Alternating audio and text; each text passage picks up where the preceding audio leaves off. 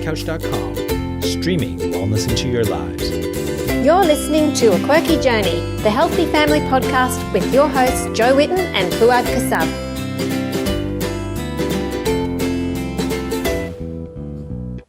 Hi and welcome to A Quirky Journey. I'm Jo Whitten, author of the book Quirky Cooking, and I have with me my co-host Fouad Kassab, and today we also have with us a special guest, Jules Galloway. Hello guys. Hey Jo. Jules is a qualified naturopath. She's a healthy foodie. She's a wellness blogger and now a podcaster. Woohoo! Their own show. What's it called, Jules? Shiny Healthy You. Shiny Healthy You. And she lives in Byron Bay. She specialises in gluten, dairy and cane sugar-free living. And she's dedicated to helping fatigued women find their shine again. I love that. And you run raw food workshops, I believe.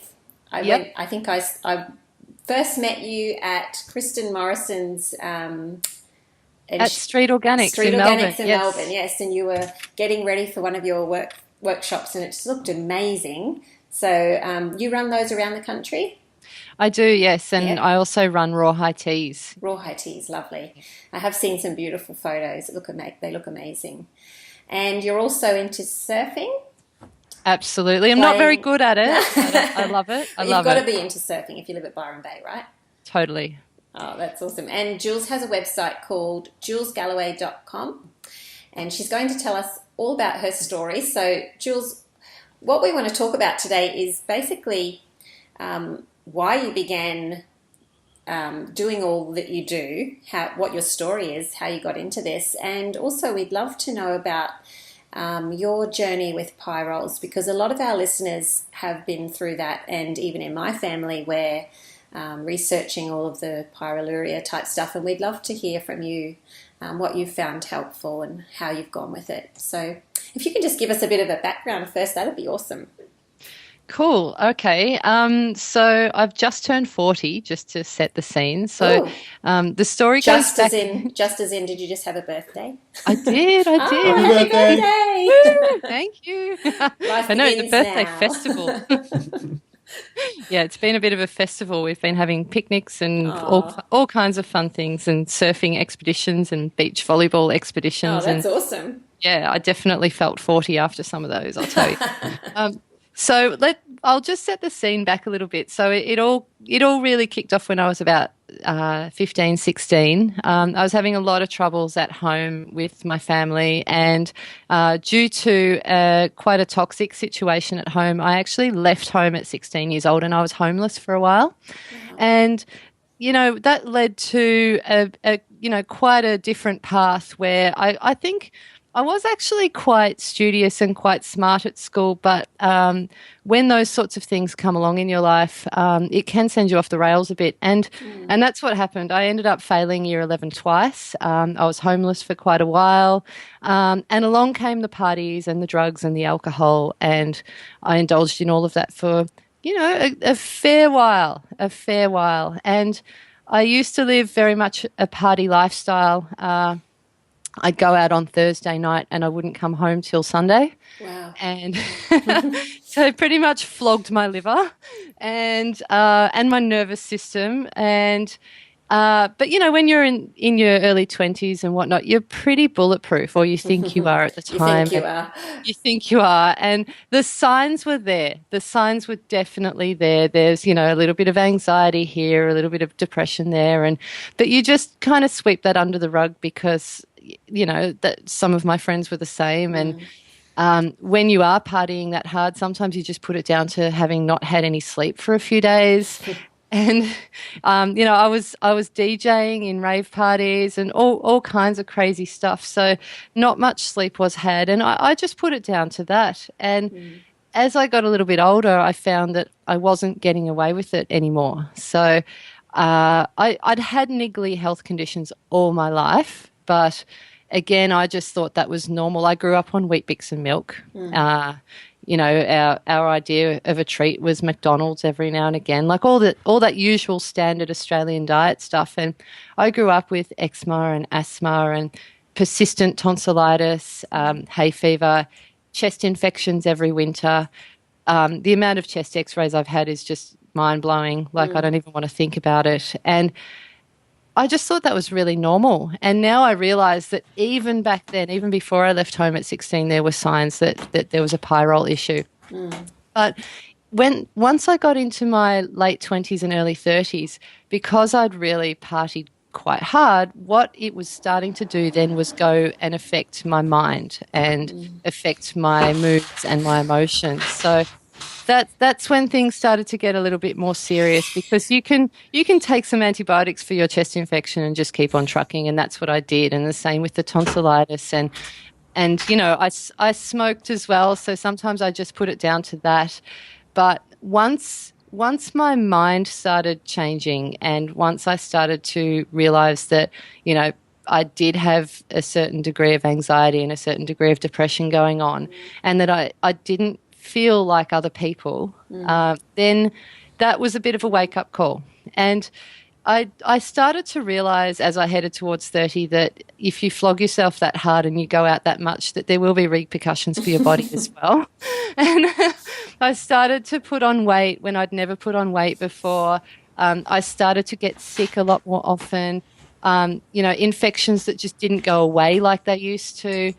And then I saw a naturopath. That's when a naturopath came into my life. And she introduced me to whole foods and, yeah, I know, thank you, and organic foods. And I hadn't hit the gluten-free, dairy-free, sugar-free stage quite at that point, but I started to turn it around by just looking at what I was eating, cutting out the cigarettes, cutting out some of the really nasty junk food, and eating a more whole food diet. And then it wasn't until a couple of years after that I went and got some food intolerance testing, and that was the massive turning point. The food intolerance testing blew my mind, and I came back scoring positive for so many foods. And I realise now that was most likely caused by a leaky gut, and that leaky gut is most likely caused by the pyrrole disorder, because the pyrrole disorder causes a zinc deficiency, and the zinc deficiency stops your gut being protected. So, yeah, the lack of zinc leads to a leaky gut, the leaky gut leads to the food intolerances, and it's just this massive chain of events that now, as a 40-year-old, I can sit down and piece it all together. But at that time, it was like just unraveling a bit of string off a big ball. And some people describe it as peeling layers off an onion. You peel off a layer and you go, "Ooh, look, new layer, awesome!" And then after a while, you're looking at that layer, going, "There's something under there." Peel off another layer. And so, yeah, the first layer was kicking the junk food and the cigarettes and going whole foods. The next layer was getting rid of the gluten, the dairy, and the sugar. And that layer was just a revelation, an absolute revelation. I was like, oh my God, the tonsillitis disappeared. You know, the sinus issues disappeared. And then the next layer was the anti-candida layer. So I did an 8-week anti-candida diet and liver cleansing diet. And what kind of diet was that one? Just through a naturopath? Yeah, yep. And I bought one of those anti-candida diet books, you know. Yep, you know the ones. Would have been pretty hard. It was so hardcore. It was 8 weeks of, it was very restricted eating, but it needed to happen because at that time, like, the candida problem was just out of control. And, you know, I'd thrown herbs at it, I'd thrown supplements at it, and I was ready to take the next step with the diet. And I thought, I'm going to give it 8 weeks of my life and see what happens. And so that was the next layer of the onion. And during all of this process, I became more and more interested in natural therapies and naturopathy. And I already had a wariness in regards to the, you know, modern medicine and conventional medicine system. Although I'm not anti-doctor by any means. I think it would be nice if we could all work together. And if I was in serious trouble, I would rather be sent to a hospital. When I was growing up, I did see family members go through the medical system and end up worse off out the other end. And so, and I had 2 members of my family that had celiac disease in the 1980s, in a time when no one even really knew about celiac disease. and I saw their gut, like one person in particular, their gut became very, very damaged. They ended up having operations. We're talking like they'd remove sections of her bowel because it was so damaged. And so I already had that in the back of my mind, that slight distrust of the medical system and that curiosity towards whether there was another option that could have been taken that wasn't taken. So when I started to, unravel and peel off those layers of the onion for my own health, I really wanted to explore natural remedies and natural medicine as much as I could first before hitting up the doctor for a solution. So I, during this process started to see such amazing results that I wanted to become a naturopath so that I could help others. That's great. Yeah, so that's how I ended up here. And then the pyrrole thing's only really just been in the last 12 months that I've taken off that layer. Wow. Now, you were saying that you didn't finish high school. That's really awesome that you managed to go ahead and become a naturopath. Do you want to just talk about that a little bit? Yeah, I was extremely lucky that when I studied naturopathy, it was at a time when you could get in via interview and you had to write essays and things, but you could get in as a mature age student, and that doesn't happen anymore. So I was just extremely, extremely lucky. And look, even though I hadn't picked up my VCE, I had attended school for, and I'd been there. Because things were so hard on the front, I just hadn't got all my assignments in and hadn't passed. But I was very lucky that I went to a school where the teachers let me kind of hang around rather than just kicking me out of the school altogether. So I had a few angels along the way who kind of just turned a blind eye or gave me an encouraging word here or there. And I always knew I had it in me to go on to tertiary education and to study, but it was just situation-wise at that time. I wasn't able to commit. And also looking back, there was a certain element of, and as you know, with pyrrole disorder, in times of stress, the pyrroles go through the roof. And so you can imagine the repercussions that had on my ability to study back when I'm 16, 17 years old. It was just too much. It was just way too stressful. So I had to wait until I was at a place in my life where I could go back to study. And I've actually been with my husband for, oh goodness, we got married in the year 2000. So we've been together for 18 years this July. Cool. And so I think without him, I wouldn't have been able to go back to study. He just has been the most encouraging person and the most supportive person. And he believed that I could do it, even when I'm sitting there swamped in textbooks, no idea how to study because I hadn't really ever learned how to do any of this. Like lying there in a pool of tears going, I can't do this. He's like, yes, you can. Yes, you can. So I was very, very, very lucky that when I did choose to go back to study in my mid-20s, I had a supportive crew of friends and my husband and his family around me that definitely made that possible. That's really good. And then what happened with your studies? You went on and you learnt about the pyrroles. How did you find out about having pyrroles? They didn't teach us that. Oh, okay. At college. They didn't. It's because I graduated in 2006, so I've been out for 10 years, and they really, it wasn't known back then. And I went to what I considered was to be the best college in Melbourne. I went to the Southern School of Natural Therapies, and, it's 4 years full-time bachelor, degree. And they only just even touched on methylation. They had, we didn't do a lot on that, and we didn't do a lot on pyrroles. Or it's just I came out of there with amazing knowledge and amazing skills, but there's always more to be learned along the way. And as a naturopath, you never stop learning, but you get to choose what you learn, and I think you end up learning the things that you're curious about because either yourself or close friends and family, or maybe you've attracted a few clients that have got similar things. Like, people sort of come in waves. Like you get a wave of gluten-free people, and I now get waves of pyrrole people. I used to get waves of detox people. Um, so it's like when I was getting waves of detox people, I thought maybe I need to detox myself, or I'd get waves of candida people. And I was like, okay, well, that's the thing that maybe I need to look at the moment. And then last year I started getting waves of pyrrole people. It's funny, isn't it? It's funny. The universe just goes, here you go, have a mirror. Yes, yes. And so I started, it really was only last year that I started getting all these pyrrole people, and I started reading about this pyrrole disorder, and I thought, wow, that looks like me. And so I got tested. I only got tested in November myself. Yeah. And can you explain to our listeners exactly what it is?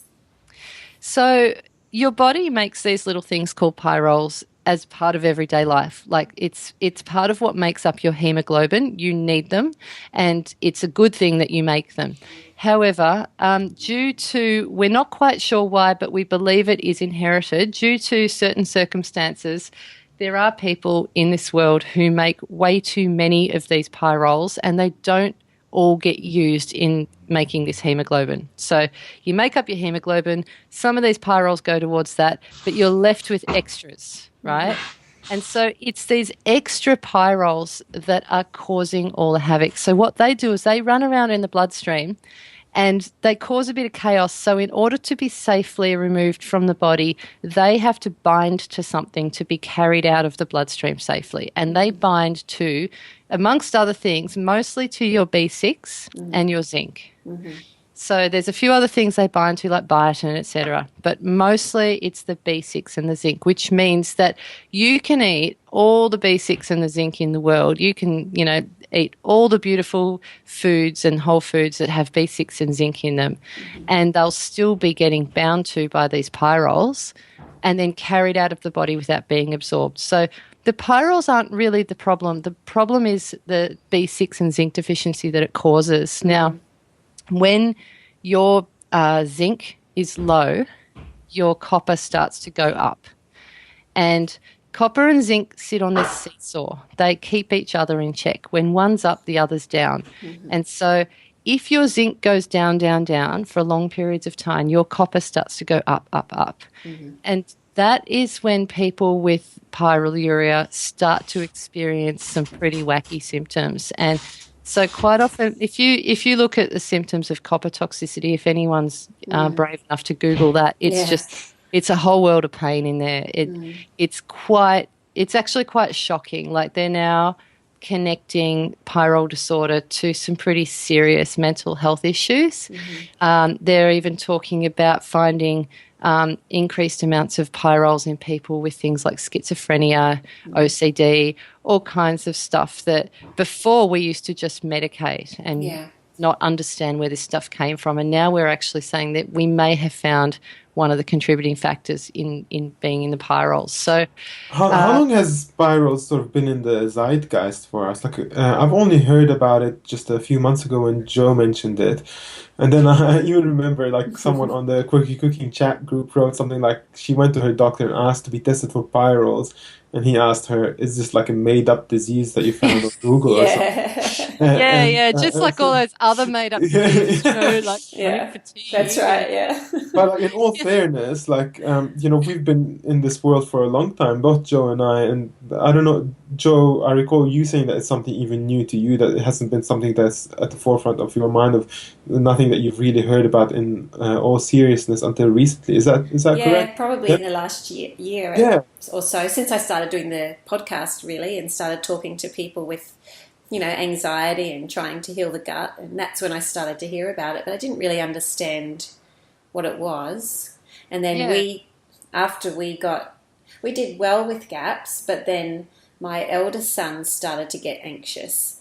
And so we were told we really should get the Pyrolles test. So we all got tested, and he actually wasn't too bad. But Isaac, the one that has OCD, he's 40 on the scale. Yeah. So which is what, high or low? High. It's very high. Yeah, I was 45. Oh my goodness. But 40 for a kid is a lot. So takes a while to get that number up. Yeah. Well, the thing is, I'd like to sort of get to that question that I had just very quickly with Jules. No, that's all right. There's so much to talk about. But Jules, how long has it been in your world? Like, how long have you been looking at this in people, and how long have you been helping people get over this? Not even 12 months, Fouad, Okay, honestly. Not even 12 months. But in terms of, you asked how long's it been out there in the zeitgeist, and it has been out there, but I think those people have taken... It takes a long time to get this stuff into the mainstream, and it's definitely not there yet. There's people like have a look at the Welsh Institute, the Welsh Research Institute, and so if you have a look at Welsh's research and Pfeiffer's research, you'll find that these people have been doing it for well over a decade, and I think even longer than that. But it just takes so long to get this stuff accepted by the mainstream, and to be able to get the funding to grow this, and and to recognise it. So there's definitely some incredibly intelligent and dedicated people who've been involved in this, and who've been educating and researching and all of that. But as far as being a practitioner in Australia goes, I've only been seeing this stuff popping up in the last sort of 12 months. It's a bit like MTHFR, which is very fashionable at the moment as well. But they're fashionable because all of a sudden these things seem to be applying to so many of our clients. And I suddenly, like I said, I was suddenly attracting all these pyrrole cases, but actually it's not that we're not that saturated with pyroluria that every second person's got it, but it just seems at the moment that every second person that goes to a naturopath for a long-standing complicated health condition, they're a lot more likely to have it because... All right, just two questions there for me. One is, obviously we've been treating people for things like B6 and zinc deficiency for a long time because we've been able to test for this stuff. So obviously we've had a lot of people with pyrroles who have been treated without even the disease being named for them. So this is something that naturopaths have been doing for a while. One part of the question is, how many people now that come to you asking for this or like looking at this end up with pyrroles, like as a percentage, if this is a number that you can give me? And the other one is, historically, have you been able to look back through like your 10 years, or how many years of practice that you've had where you've been able to go back and go, actually I've treated X amount of people with zinc and B6 deficiency, and obviously those people had pyrroles. Is there like, would you think like it's a good proportion of the people that you've dealt with? I do. I really do, because the things that naturopaths really excel in are things like all those suboptimal conditions that the doctors don't really know how to help. So things like leaky gut and food intolerances, chronic fatigue, anxiety, but at a point before the doctors would say, look, you have to medicate. Yeah. So we're looking at sort of mild to moderate anxiety and depression. Obviously, once things are not so good in that department, then we work in with the drugs. But there's a lot of things where naturopaths really can, we can go to town on some of that stuff.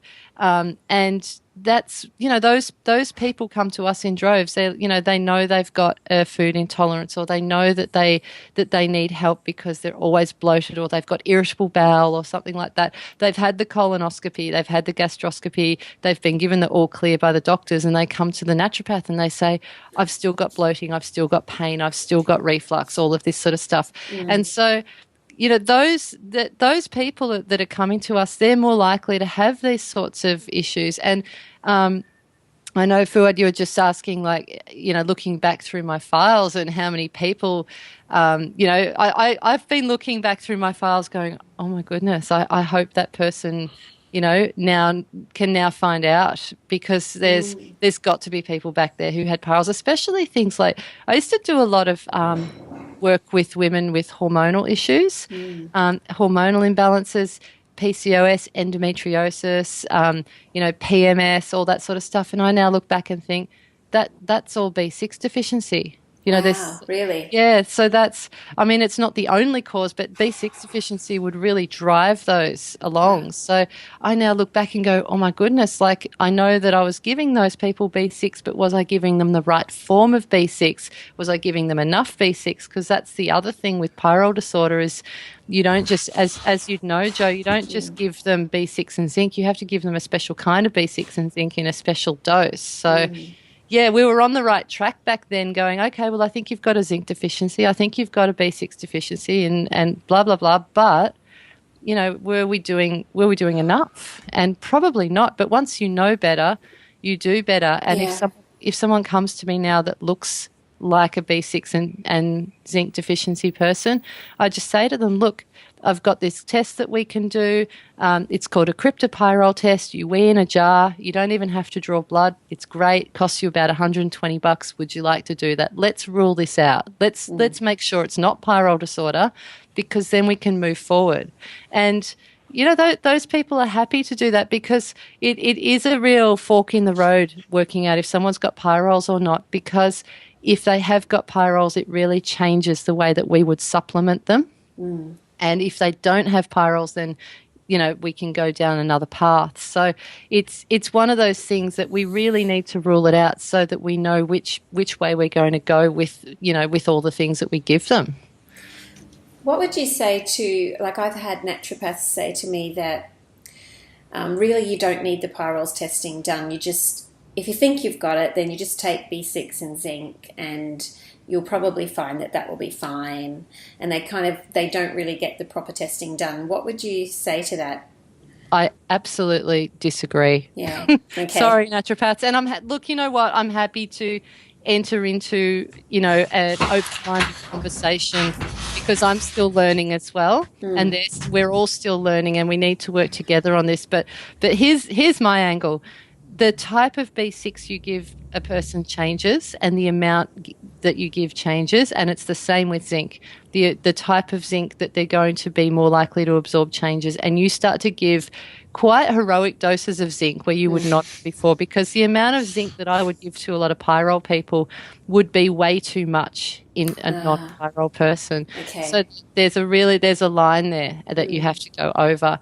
And the other issue that I've got with just giving a bit of B6 and zinc is the copper. We need to talk about the copper. If someone has got pyroluria, we need to test the copper, because if you've been zinc deficient for a long time and your copper's gone up, then we need to know that, because that changes the way that we treat as well, because we would manage that case quite differently, because as you start to get the copper to come down by moving the zinc up on that seesaw, remember the zinc goes up, the copper starts to come down, there's always the chance that that person can feel worse before they feel better, because that copper comes out into the bloodstream and causes a little bit of drama.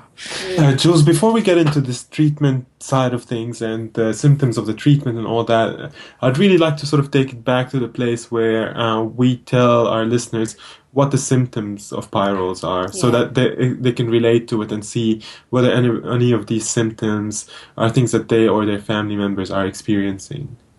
Absolutely. And it is going to be different for everyone. And one thing I would like to point out is you don't have to have all the symptoms in order to have pyrrole disorder. You could just have some of the symptoms. You don't have to tick every box. If some people it will affect their bodies more, and other people it will affect their minds more. It depends on a lot of things like how old they are and how susceptible they are. So the main ones that we see in practice would be, first of all, things like leaky gut and gut issues and food intolerances, digestive disorders. So I think everyone will tick that one. Yeah. So I've still got 100% of you with us. Yeah. All my listeners. Yeah. Hi, all the GAPS people. The Leaky Gut Club, I think that's what we should call ourselves. All right. So the next stage along would be anything that is congruent with like a B6 or a zinc deficiency. So if you look up all the symptoms of B6 and zinc deficiency, you'll find zinc issues are things like poor skin wound healing, susceptibility to infections, people who get colds and flus more often than other people, people who get things like digestive issues, because again, zinc is needed to heal up a leaky gut. So you've also got things like skin kicking in, hair, skin and nail stuff with zinc, but especially skin. So anytime you see like acne, eczema, all those sorts of funky things, especially in teenagers, when they're getting a lot of breakouts, I think of zinc. Those white spots on the fingernail are a bit of a zinc sign. So then we look at things like B6 deficiency symptoms, and you can easily Google that one too, but we're starting to head more into the nervous system then. We're looking at things like poor sleep, inability to remember dreams, mood swings, anxiety, depression. We're starting to head more into that sort of territory. And also in females, we're looking at hormonal imbalances. So PMS, I mentioned, other female reproductive issues before as well.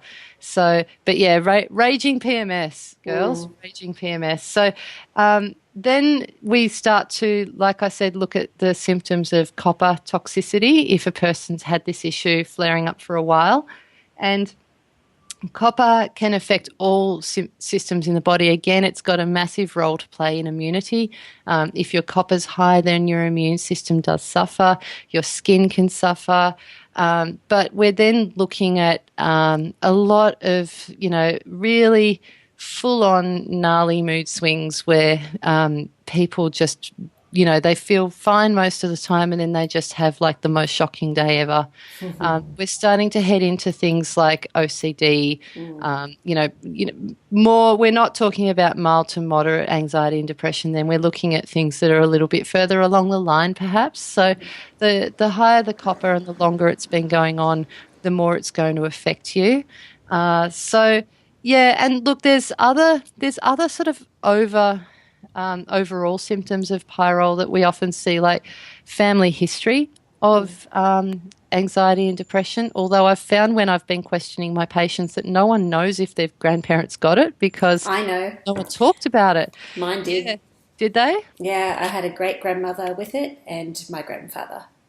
Yeah, right. See, that's really unusual, Jo, because a lot of people in that generation didn't talk about it. They didn't. And I only found out a little while ago that I knew my grandpa always worried. He was always worrying about everything. But just recently I found out Mum said, he took medication as long as she can remember for it. Wow. Yeah, and that's the one that I quite often hear is people say, oh, she was a nervous lady or she was a worrier. Yeah. But no one ever said that, the anxiety word or the depression. No, that's right. That's apparently was not said. But not the done thing. But yes, she was a nervous lady. Yes. Yeah. So, and there's a lot of other, like when people come to me with pyrroles, like you quite often see, like pale people who burn easily in the sun. There's like all these extra little signs that you can quite often pick up. People with copper toxicity, I've read, they look more youthful. So, just little things like that sometimes really get me over the line. If someone's sitting in front of me and I think, I wonder if this is a pyrrole case or not, and then they say they're 30 and they actually look 20 and it's like, hang on. Yeah. That's interesting. Copper keeps looking young. Yeah, let's not fix this issue. I'm happy to suffer. Yeah, that's right. Give me all the copper. I have heard that. And also very sensitive. Yes, very sensitive. Quite emotional. The poet. Well, I don't know if that's true, Joe. I don't know if that's actually really true. Right, just a joke, Jules. Yeah. Okay, let's not get into that, Fouad. Yeah, I've read some really amazing pieces written by people about pyrroles and guessing who in history might have had it. That would be interesting. Yeah, and I've read things, saying like certain poets and certain artists, and they looked at Charles Darwin, who was very ill for a lot of his life, but had like an amazing mind. And I think, was it Sylvia Plath or one of those amazing poets who was actually, has quite depressed in real life. And A lot of songwriters and poets. yes, yeah, which And makes me artists. wonder. Van Gogh. Yes, absolutely, Van Gogh. I mean, like, I hope no one out there's got pyrroles to the point where they're cutting off their ear. No, I hope not. But yeah, it's actually it's quite amazing when you look at it from that perspective, and you think, if we could have cured this 100%, would we have all that amazing art in the world? Yeah, that's so true. Yeah. So when you said about the copper, bringing the copper down, so you've got the zinc and the B6 for the pyrroles. So do you do other things for the copper? Yeah, look, I'm still reading and still learning and still trying things out. And I definitely would have to say to anyone listening, please do not attempt this at home without a practitioner. Like, this is serious stuff. Don't just go to the pharmacy and buy some stuff for yourself. No, please don't just go and load up on zinc. Like, please go. For the first thing you need to do is get a blood test. And I personally, professionally test people for something called a FIFA profile, which is done through Naturopath. But there are different companies out there also doing similar things. And what it does is it tests your zinc and it tests your copper, but it also tests something called your ceruloplasmin, which is the copper carrying protein. And then through testing the copper and the ceruloplasmin together, you can then come up with a figure for something called free copper or unbound copper. And so we need to know all of these numbers before we can give you the appropriate supplementation for your individual case. And so once we look at, and that original pyrrole number, like we were talking about, those, whether you're a 10 or a 20 or a 40 or a 130, like I have seen, Wow. Yeah. I actually even heard of a 200. What's the base? What's the normal? The range that they're currently using is literally 1 to 10. Yeah. And look, once it's over 10, you would consider it to be a pyrrole case. Well, we were all over 10. Yeah, and most people are, if they're coming to a naturopath with all the signs and symptoms, they probably are, because if they're under 10, they might not have made it to the point where they need a naturopath. That's true. They might just still be lurking. I have had a couple of cases which were just under 10, but they had all the signs and symptoms. So yeah, see, I've got one son like that. He's just about 10, 11. Yep. And he's got probably more symptoms than the others. Yeah. So, and I think what does, just to sidetrack a little bit, what does need to be mentioned is that your body creates more of these pyrroles when you're stressed or physically active. So it's difficult when you get tested sometimes, because he was very relaxed the day we were tested. Yeah, or this stuff can also just lurk under the surface, okay. and then you might start high school, or you might start your day. Or, God forbid, you might, lose a grandparent that you were really attached to, or there's all these things that can happen in kids' lives where they go through a stressful period. Or I suspect, I have a case which I suspect was when they started doing some fairly heavy duty physical activity, like cross-country running, for example, which can, That can set it off. Yeah, well, that can also set off issues with the copper. If there's high copper in there, that can make that come out a little bit. Sometimes I've been reading about examples of copper dumping with heavy cardiovascular activity. So there's things that this whole issue can just chug along under the surface, and then a stressful event will happen, and that's what then sets it off. And so that's why you need those tests. That's why you need those tests. And you can't stop those stresses happening to your kids. You can't stop it happening to yourself. It's called life. Life's going to happen. We learn so much and we grow so much from being put through stress as well. But if the pyrroles get set off during that process, it's just going to add an extra degree of difficulty to our lives. So Yeah, so that number is sometimes reflective of, what that person's been through lately, or just how their individual body adapts. But I mean, a good naturopath will not just go on the number; they'll go on signs and symptoms as well. Well, my naturopath, like Isaac, once we started GAPS, within a couple of months or few months, he was so much better. And like, you wouldn't know now, would you, Fouad? Usually, No, you wouldn't no. know that he was so bad that he couldn't feed himself or anything. And when we got the testing done, I was so surprised to see that he was 40. And the naturopath said, well, really, if you think about it, when he was so bad, he could have been over 100 and he could have healed to this degree. And he just feels so much better, but he's not there yet. And I wonder that about myself as well, because I cleaned up my diet so much and I have been gluten and dairy and sugar-free for so long. And I went through a time when I was, as paleo as you can get. And I still had issues. I still had fatigue. I still had, anxiety. I still had, days when things flared up. But I just think to myself now, like, imagine if I'd been on that Weet-Bix, standard Australian diet. Sorry, I just would like to sort of clarify that, sorry, because it sounds like it's a bit confusing to me, because we're saying that it might be like we don't know what causes it might be hereditary, but we're saying that the number goes down when we clean up our diet. Is that correct? I don't know if it's so much the number that goes down, Fouad, but it's more the symptoms and signs that you will experience. So I think the number is more likely to go up and down in response to stress. And I'd be interested if anyone's out there who has been studying pyroluria, definitely let us know what your experience is with this as well. But I do believe that the number will go up and down in response to things like stress and physical activity.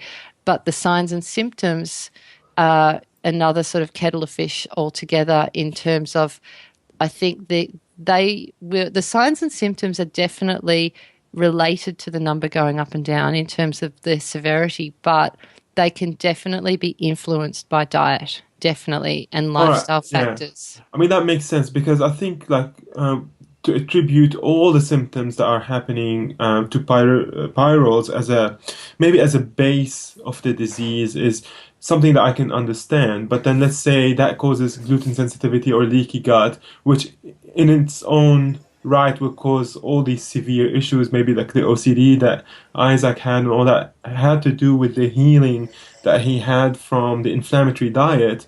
And then, which at the underlying cause of him not being able to handle those foods was pyrroles. But the pyrroles, I suspect, would be the same, but maybe because he has a low toxicity diet and a diet that is high in zinc and B6, or higher in B6 and zinc, that his symptoms that would have been too severe early on would become less severe, and then maybe even become way much better when way much better. That's a funny word. Well, much better when he supplements with zinc and B6. Is that what we're saying here? Because I'd like to sort of clarify to people that the number isn't really going to be what you go on. Like, the number is going to tell you whether you have this or not, and then what you do is you address it with supplementation and a low inflammation diet. Is that what we're saying?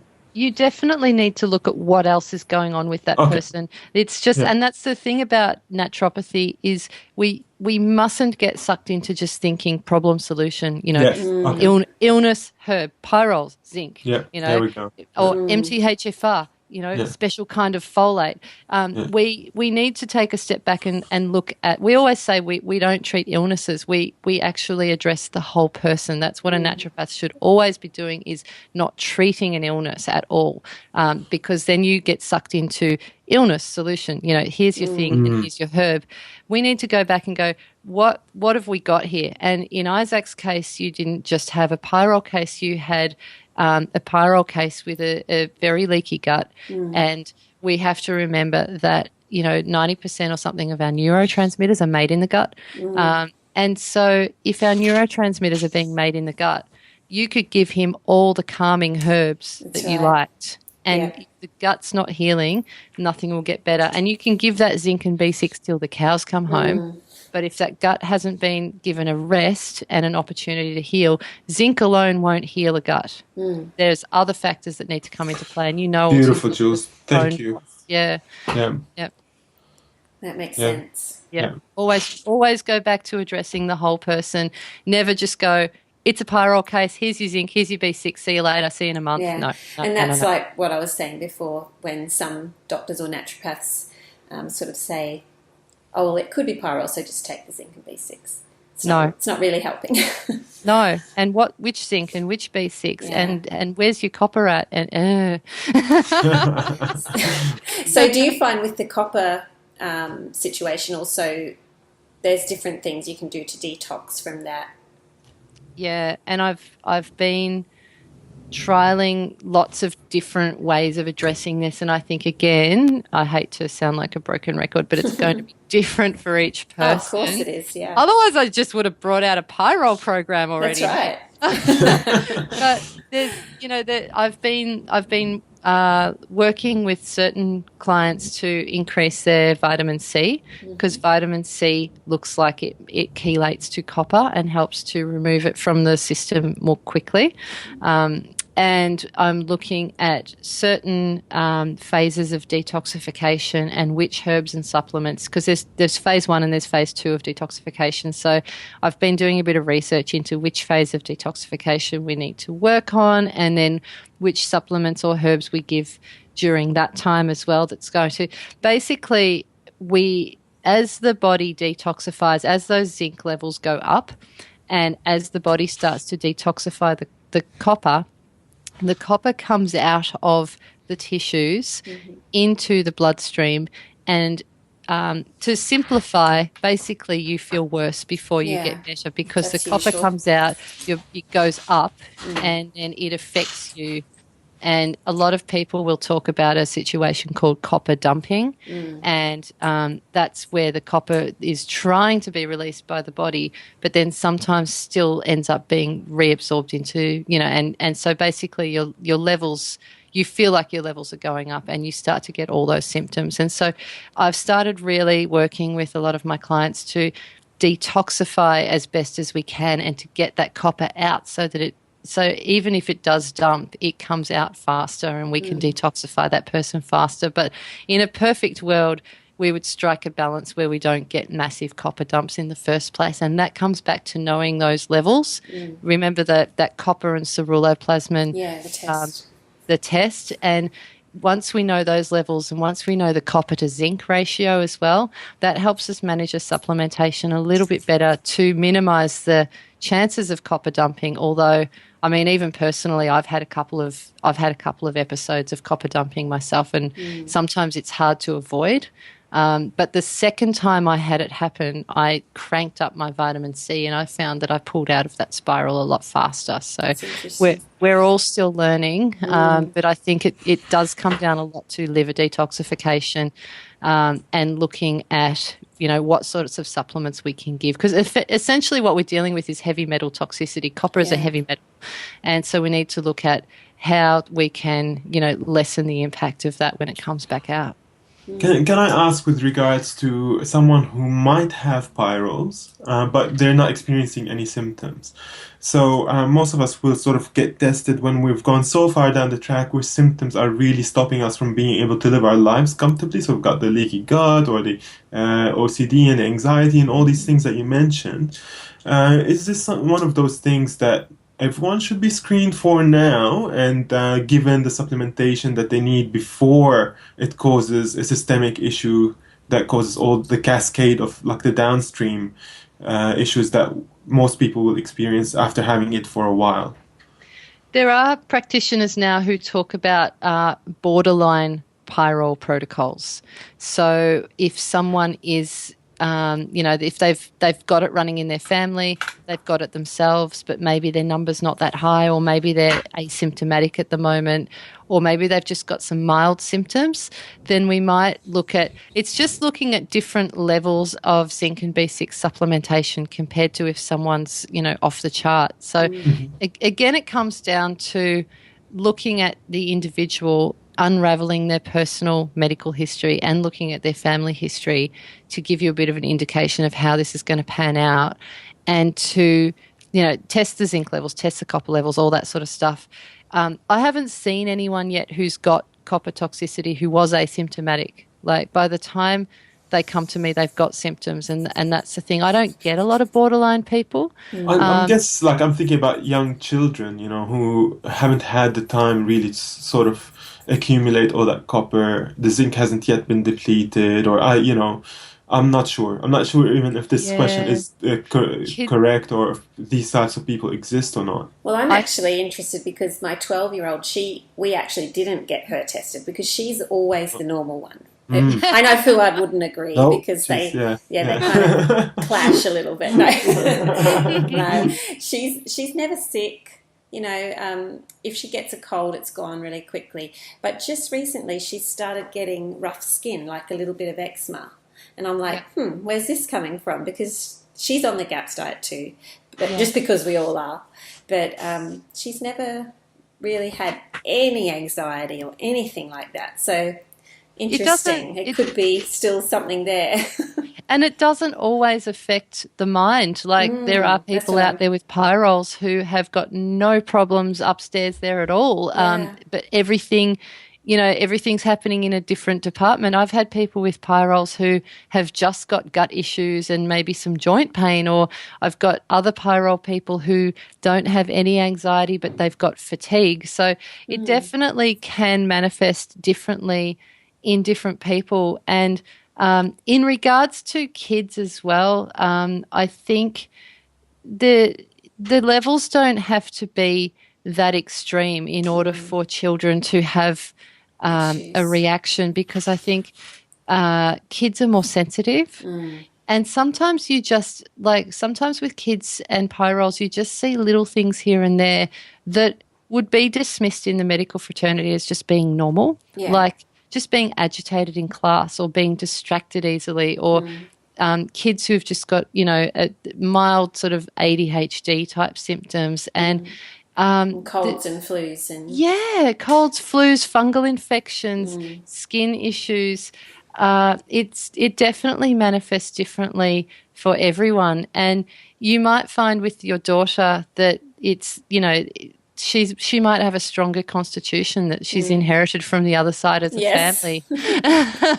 So she's lucky. She's really lucky. And again, that's just then the sort of thing that just needs to be, you just need to keep an eye on it. And you know the signs. As soon as you see the eczema, you're like, hang on. Yeah, I know that's something.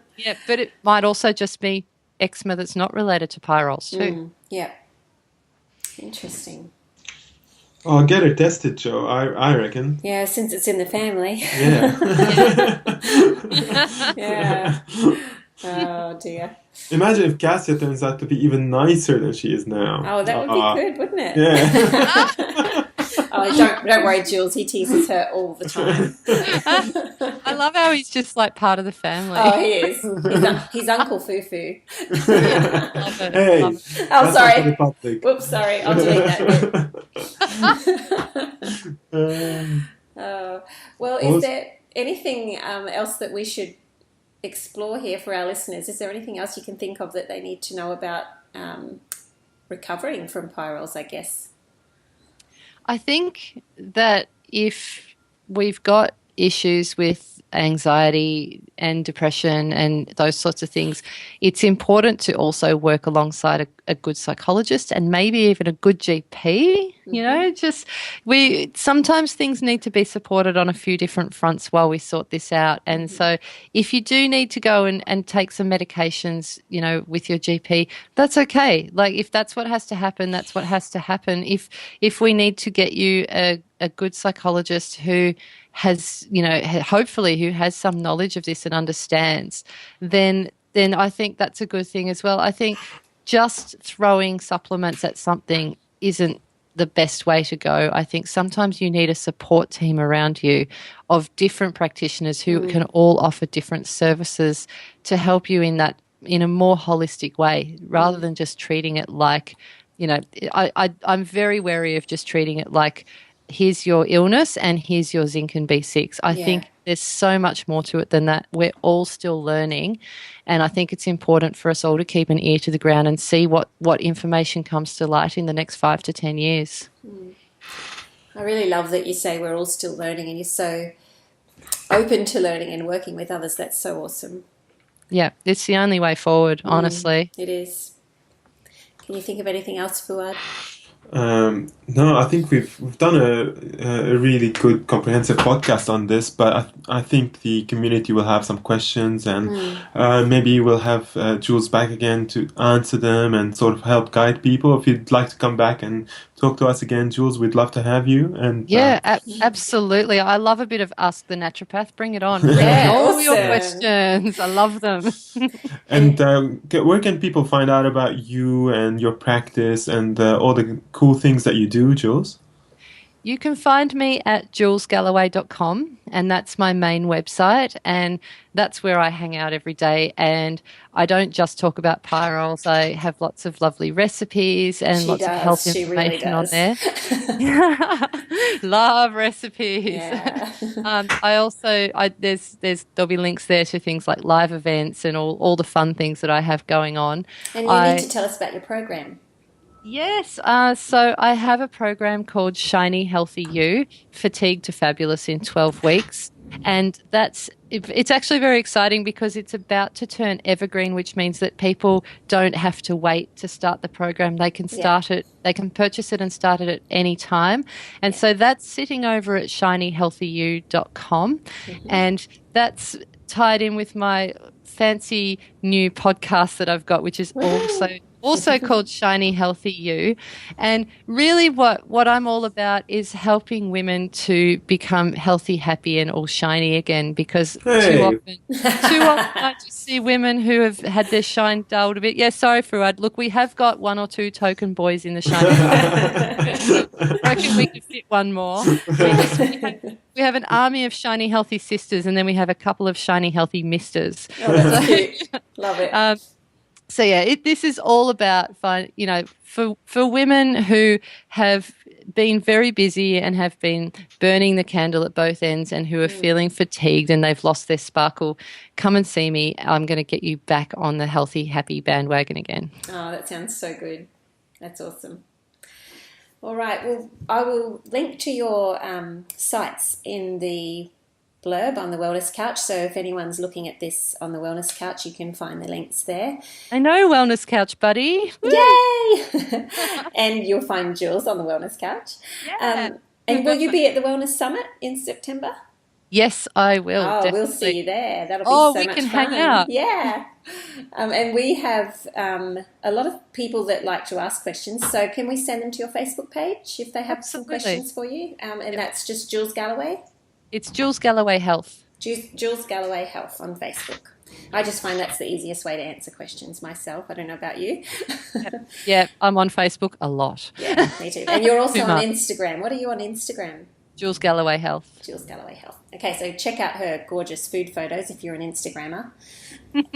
Yeah, there's a few surfing photos. And the combi van photos. They're pretty cool too. The combi, yes. That's looking good. It is. It's so much fun. Oh, my God, I have a combi, everyone. It's amazing. Did your husband just do it up for you or something? It's actually his combi. But yeah, he put a bed in it for my birthday. That's so awesome. We have picnics in it. Yeah. That's I love so my good. life. All right. Thank you so much, Jules. It was fun hanging out with you. Look forward to seeing you at the summit. Thank you for having me. Yes. You would like to say something about my program? You can say something about your program. I have a Joe's the program worst too. self-promoter in the world, so I have Come to... on, Joe, out with it. Okay. Well. And the dinner, Joe. Okay, and the dinner. Okay, well, first of all, Fouad and I are putting on a dinner and cooking class in Sydney. We've got 3 classes. One's already booked out. One's nearly booked out. They're the 28th and 29th of July. So if you go to my website, quirkycooking.com.au, you'll see the link there. And you can click on that, go to the shop, and we have all the details there. So that'll be a lot of fun. It's cooking together and eating together and lots of chatting. And then we also have the new Quirky Cooking for Gut Health program out. So this one is like you're saying, Jules, an evergreen course. You can join at any time, do it at your own rate, because I think it's something that you can't rush, and everybody will take a different amount of time. So But if you want to binge watch it, you can. You can. And people told me that they spent the first weekend watching all the videos. Yeah. And there's lots of ebooks with recipes, so there's plenty there to help people that need to start changing their diet for good gut health. So, yay. But where can you find that, Jo? Oh, yeah, I should say that. Yeah. Gaps. I'm so good at this. gaps.quirkycooking.com.au. And the dinners and the cooking classes, you can find them at quirkycooking.com.au/shop. Yes. Thank you, Fouad. No worries. Good thing I've got you. Oh, good fun. All right, Jules, thank you so much for coming on the show. We loved having you. Yeah, It's a pleasure. Thank you so much. And thanks everyone for listening. And please tune in 2 weeks' time. We'll be back. Bye, everybody.